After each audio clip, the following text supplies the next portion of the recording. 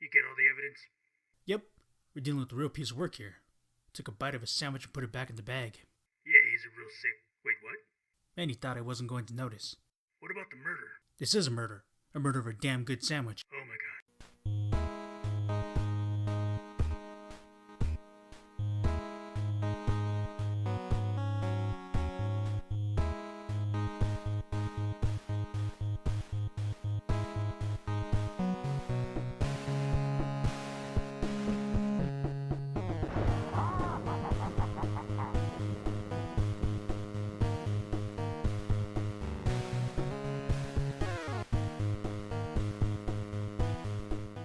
Hello and welcome to a revamped Penguin's Horror Extravaganza, and today we'll be talking about a game from the Xbox 360 era.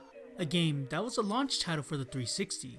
A game that I remember playing on a laptop way back when. A little game called Condemned: Criminal Origins.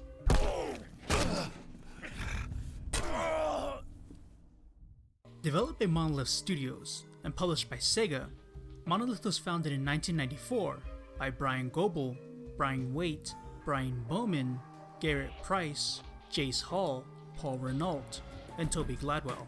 Monolith had worked on several titles including Fear, Fear 2, Gotham City Imposters, and even Middle-earth Shadows of Mordor, and Shadows of War. Monolith was able to achieve these feats by using their in-house created game engine called LitTech. The engine was initially created for Microsoft, however, the rights for the engine were reobtained by Monolith. In turn, this let them license the engine out to other developers. The version that was used in Condemned Criminal Origins was LitTech Jupiter Extended. This was the same engine that was used in Fear. This engine included improved physics and dynamic lighting, among other features. The engine was built to support consoles. In fact, Condemned Criminal Origins was the first title the studio had built from the ground up for console. Previously known under the title The Dark, the original concept was different from the release that the players would eventually get their hands on.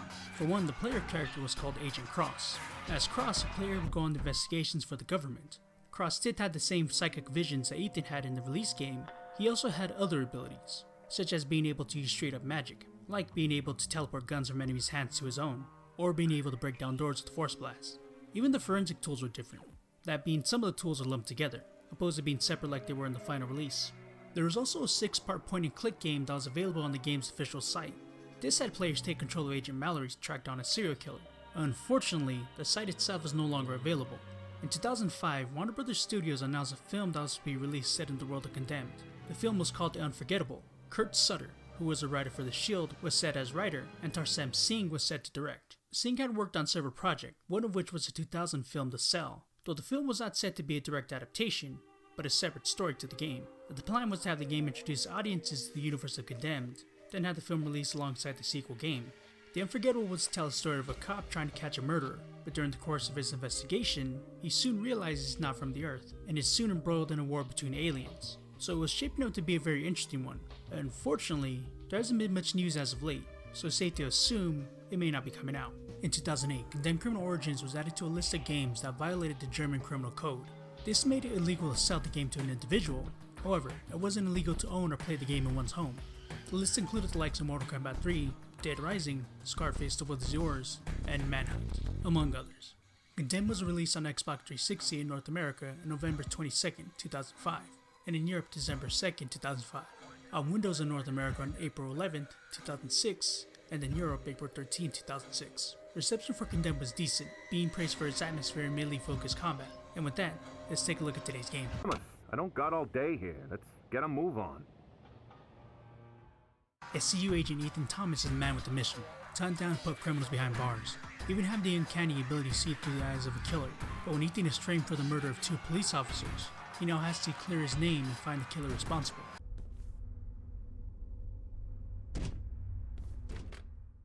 Condemned is a first-person horror game. The main focus of gameplay is mainly combat. Here the player will not be gunning down enemies, though guns do make an appearance, but again, they aren't the main focus of the majority of the game. Here, Ethan has to deal with enemies the old school way, and with anything he can get his mitts on. That's the awesome part of Condemned.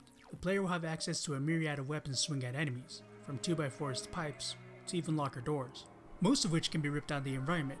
However, it must be noted that the enemies can do the same. They can bait Ethan into prematurely blocking to open him up for an attack.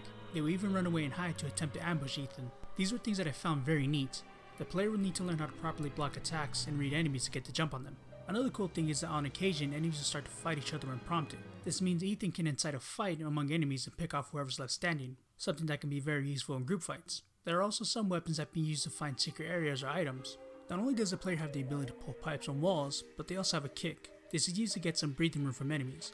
They also have a taser that can be used to temporarily stun enemies in order to get a free hit, or to steal enemies' weapons. This is very useful for enemies with firearms. The player can also perform finishers on enemies that are weakened enough. As stated before, guns do show up in Condemned, where in other games a player would be expected to gun down every enemy they see. Condemned is melee focused. Ethan can't even reload his firearm. The best he can do is simply check how many rounds he has left, and once those are spent, he can either bludgeon the enemy with the now empty firearm, or scramble around to find a pipe or rebar to start swinging, though the latter is the more viable option, as the former is only good for a few swings. There are sections that require Ethan to use his big FBI brain to collect evidence. All the player needs to do is hit a single button and the appropriate tool will appear in Ethan's hands. This was something I felt could have been fleshed out a bit more, maybe allow the player to pick out what tool they want to use for evidence collection, but that was a minor nitpick on my end. They do act as a bit of a palate cleanser from all the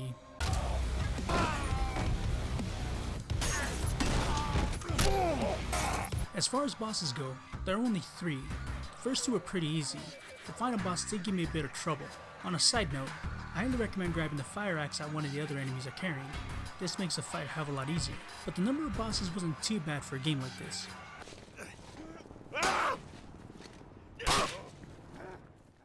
Condemned was a launch title for the Xbox 360, and it's pretty obvious on that front. It didn't age too well, but with that being said, it doesn't look too bad either. The lighting wasn't too shabby. The environments in Condemned do have great atmosphere. They are all run down and dirty. They do give a player the uneasy feeling that there may be someone or something watching them. As far as music, there are a few pieces that play out during some of the scenes, but during gameplay there isn't much to be heard beyond the deranged yellings of nearby enemies. I did encounter many glitches during my run. The only notable thing was a sound cutout during a train sequence. I wasn't sure why, but after that the game ran fine. I did notice some screen tearing while reviewing my footage, but during my actual sessions I didn't notice anything occurring.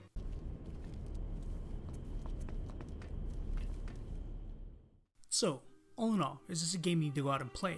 Yes. A definite hard yes. Sure, it did have some quirks, like the lighting acting up in some areas, or the train thing mentioned earlier, but there was nothing game breaking. The boss fights weren't all that difficult, but the environments were fantastically creepy, and the combat was fantastic and does become tense at times. There were some times when the forensic tool button started acting up and didn't work, but those are few and far between. But if you can get jiggy with that, then I say give this one a try. Now, if you'll excuse me, I have a killer to find.